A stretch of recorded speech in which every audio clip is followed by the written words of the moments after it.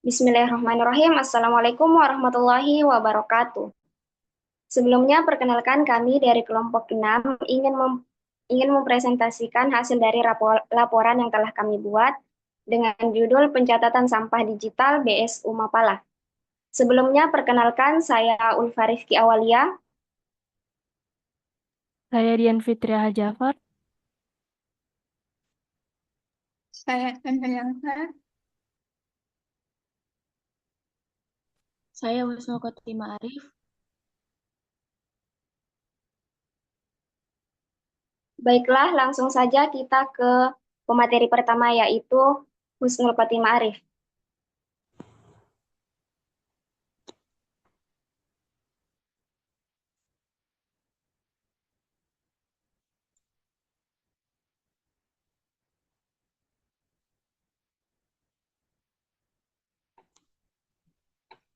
Baik, terima kasih kesempatannya. Di sini saya akan menjelaskan mengenai latar belakang, tujuan, dan ruang lingkup, di mana sistem informasi manajemen bank sampah berbasis teknologi hadir sebagai solusi untuk mengatasi tantangan pengelolaan sampah yang masih bersifat manual, seperti pencatatan transaksi yang tidak konsisten dan keterbatasan akses data secara real-time.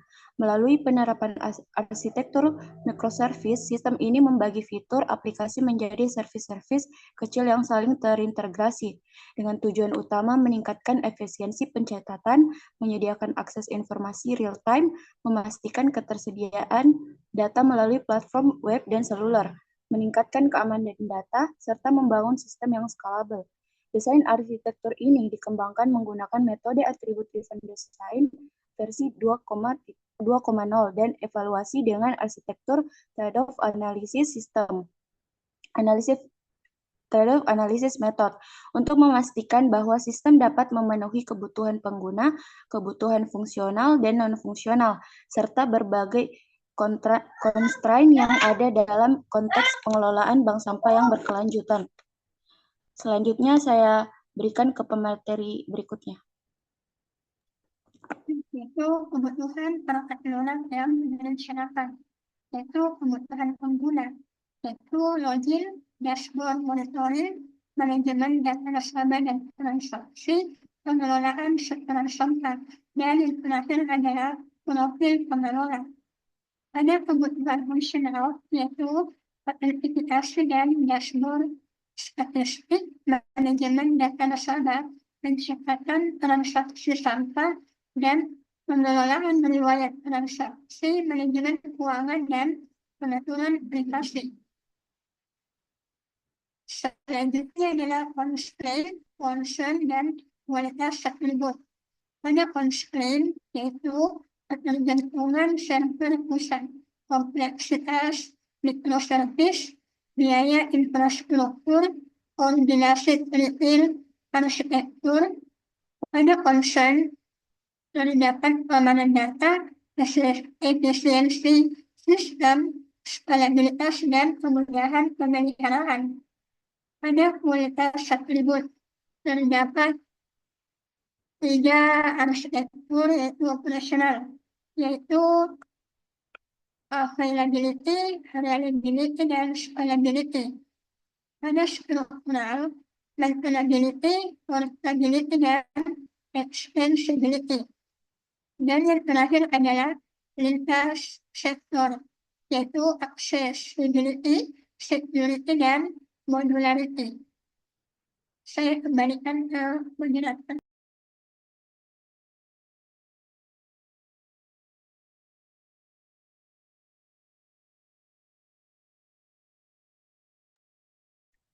Baiklah, selanjutnya saya akan menjelaskan mengenai use case dan kelas diagram, di mana di dalam sistem kami itu terdapat 2 aktor yang bisa mengakses sistem, yaitu terdapat aktor pengelola dan nasabah, di mana pengelola dapat masuk, dapat melihat dashboard pengurus, dapat mengelola data nasabah, dapat mengelola data setoran sampah, dapat melihat riwayat transaksi, dan logout atau keluar. Sedangkan untuk nasabah, yaitu nasabah bisa daftar terlebih dahulu, kemudian bisa masuk, kemudian bisa melihat dashboard pengurus. Nasabah juga bisa melihat data setoran sampah. Nasabah juga bisa melihat riwayat transaksi dan keluar. Adapun kelas diagram di sini di dalam sistem kami terdapat 4 tabel utama, yaitu ada nasabah, ada setoran, ada sampah, dan ada pengelola, di mana keempat diagram ini saling berhubungan atau saling berelasi. Next.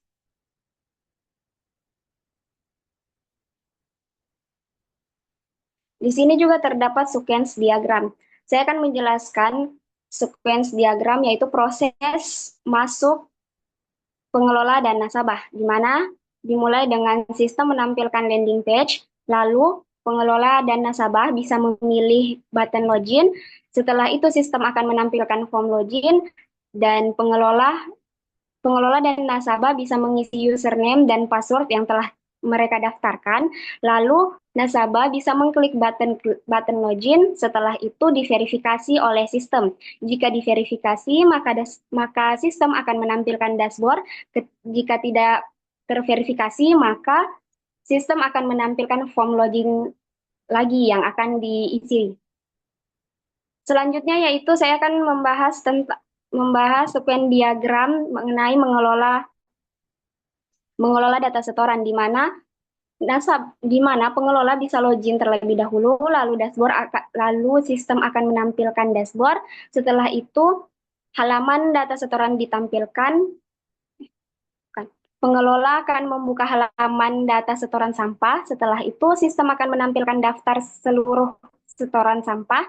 Jika ingin mengelola, maka terdapat pertanyaan, yaitu jika ingin menambahkan data.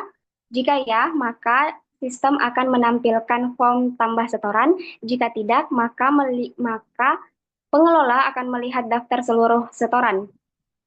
Lalu, jika ingin mengedit data, maka sistem akan menampilkan form edit. Jika tidak, maka sistem akan menampilkan daftar seluruh setoran sampah. Dan jika ingin mengedit, maka sistem akan menampilkan form edit, lalu pengelola akan mengubah data dan mengklik button save, lalu sistem akan memperbarui data setoran. Jika ingin menghapus, maka pengelola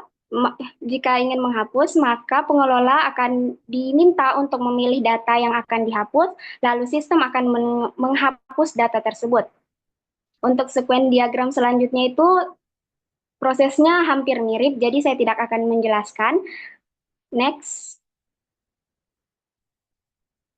Baik, di sini terdapat state chart, yaitu daftar dan masuk. Next. Selanjutnya saya serahkan ke pemateri berikutnya. Baik, selanjutnya hasil desain arsitektur pola arsitektur. Di mana kesimpulan dari arsitektur sistem bank sampah unit, MAPALA, adalah bahwa sistem ini dirancang menggunakan pendekatan microservice yang dikombinasikan dengan 3 tier arsitektur untuk memastikan modularitas, skalabilitas, dan kemudahan pengelola. Pendekatan microservice memungkinkan setiap layanan seperti nasabah service, transaksi service, dan sampah service beroperasi secara independen untuk meningkatkan fleksibilitas dan kecepatan sistem. Three-tier arsitektur membagi sistem menjadi 3 lapisan. Yang pertama, presentation tier, yaitu antarmuka pengguna untuk interaksi dengan sistem. Dan yang kedua, application tier, di mana tempat logika, bisnis, dan komunikasi antar layanan dijalankan. Dan yang terakhir, data tier, di mana penyimpanan data nasabah, transaksi, dan jenis sampah. Kombinasi dari kedua pendekatan ini menciptakan sistem yang terstruktur, mudah dikembangkan, dan mampu memenuhi kebutuhan yang terus berkembang sekaligus mendukung efisiensi pengelolaan bank sampah secara digital.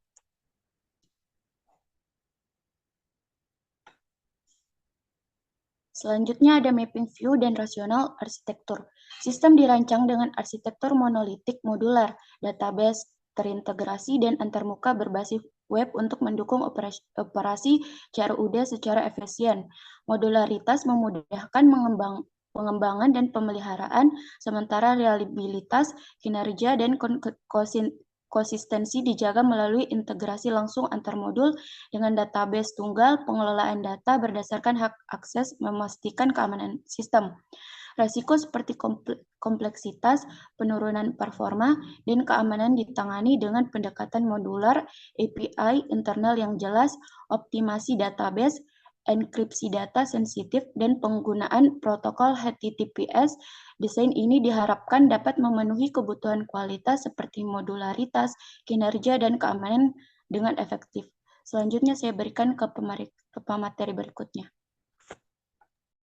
Evaluasi kualitas arsitektur tujuannya yaitu menggunakan metode ATHM untuk memastikan arsitektur mendukung atribut kualitas utama, 1. Keamanan, proteksi data pengguna dan transaksi, 2. Kinerja, waktu respon cepat dan efisien, 3. Skalabilitas, kemampuan menangani peningkatan pengguna atau data, 4. Ketersediaan, sistem selalu tersedia dan pemulihan cepat, 5. Usabilitas, antarmuka mudah digunakan dan dipahami.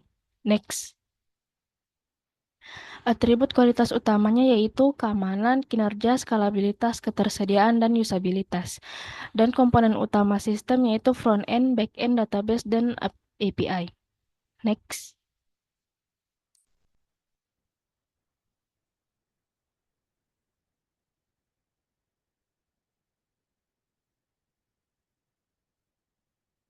Next.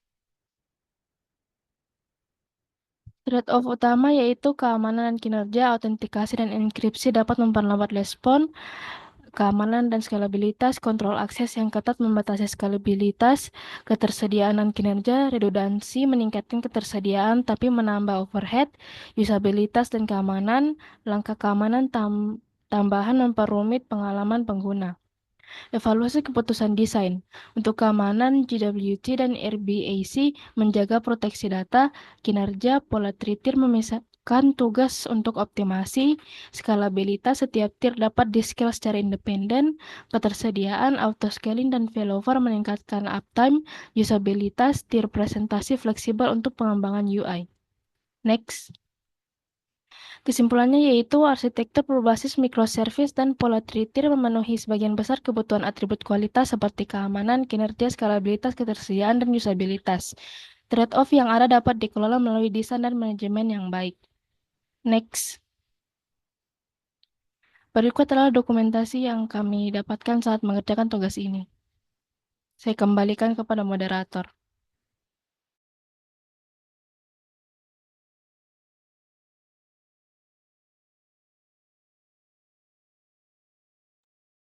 Baiklah, itulah tadi yang dapat kami presentasikan pada kesempatan kali ini. Kurang dan lebihnya mohon dimaafkan. Wassalamualaikum warahmatullahi wabarakatuh.